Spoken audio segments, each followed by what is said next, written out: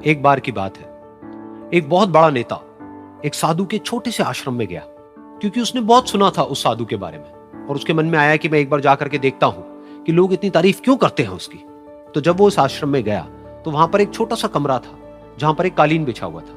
वहां पर कुछ लोग बैठे हुए थे नीचे और साधु जी सामने बैठे हुए थे। कुछ सवाल जवाब चल रहा था। तो जैसे ही वो अंदर गया, वो अकेला नहीं था, उसके साथ में 4 बॉडीगार्ड्स भी थे और उसको ये आदत थी कि जहां पर भी वो जाता था लोग अपनी जगह से खड़े हो जाते थे, उसकी तरफ देखते थे, हाथ जोड़ते थे, अपना सर झुकाते थे।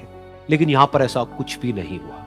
साधु ने उसकी तरफ देखा तक नहीं, क्योंकि वो साधु किसी के सवाल का जवाब दे रहे थे। लेकिन नेता को इस बात पे गुस्सा आ गया। नेता को लगा कि ये मेरी बेइज्जती है। तो उस नेता ने साधु की बात को बीच में ही काटते हुए थोड़ा गुस्से से कहा, मैं आपसे कुछ कहना चाहता हूं। साधु ने उसकी तरफ देखा और बोले, आप थोड़ी देर रुकिए, पहले मैं इनके सवाल का जवाब दे लूं, उसके बाद में मैं आपसे बात करूंगा। तब तक अगर आप चाहें तो आप बैठ सकते हैं। बस साधु का इतना कहने की देर थी। नेता का चेहरा गुस्से से लाल हो गया और फिर उसने अपना सारा गुस्सा उस साधु के ऊपर निकाल दिया। अभी तक वो नेता बहुत ही तमीज से बात कर रहा था, यानी कि आप कह करके बात कर रहा था। अब वो तू तड़ाक पे उतर आया।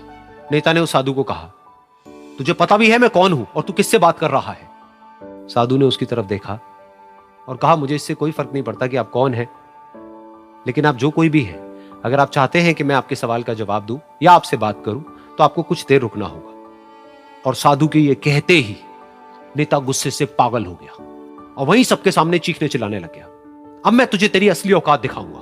तूने मुझसे पंगा लेकर के ठीक नहीं किया है। तुझे पता भी है मैं तेरे बारे में क्या सोचता हूं। साधु ने फिर से उसकी तरफ देखा और बड़े ही प्रेम से कहा कि मुझे इससे कोई फर्क नहीं पड़ता है कि आप मेरे बारे में क्या सोचते हैं। आप जो चाहे वो मेरे बारे में सोच सकते हैं। फिर उस नेता ने बोला कि तू चाहे सुनना चाहता है या नहीं, लेकिन मैं तुझे बताऊंगा यही सबके सामने कि मैं तेरे बारे में क्या सोचता हूं। तू एक बहुत ही घटिया इंसान है।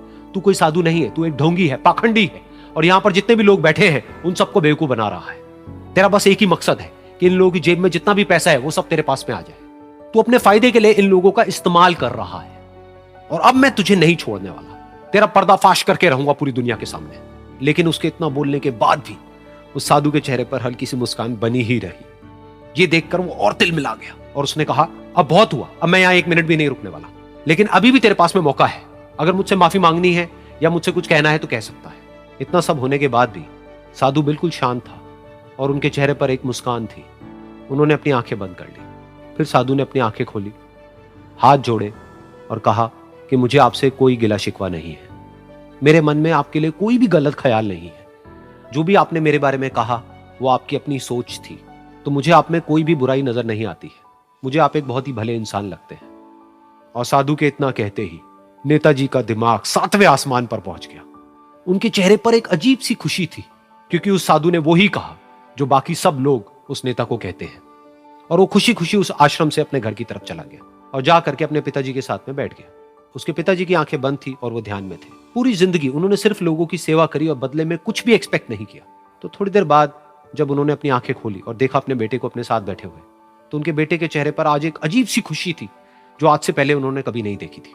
फिर उसने एक एक करके सब कुछ बताया कि आज क्या हुआ, किस तरह से वो आश्रम गया, वहां पर क्या हुआ, उसने क्या कहा, उन्होंने क्या कहा। तो जब इसके पिताजी ने पूरी बात सुनी तो थोड़ा सा मुस्कुराए और अपने बेटे को देख करके बोले कि उन्होंने तुम्हारी तारीफ नहीं करी है, क्योंकि उन्होंने वो नहीं कहा कि जो तुम हो, उन्होंने वो कहा कि जो वो खुद है। और तुमने जो भी कुछ उनको कहा वो नहीं कहा कि जो वो है, बल्कि तुमने वो कहा जो तुम खुद हो। यही बात वेदों में भी कही गई है, यथा दृष्टि तथा सृष्टि।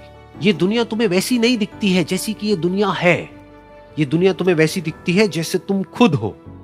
जिसकी नजर जैसी है उसके लिए ये दुनिया वैसी ही है।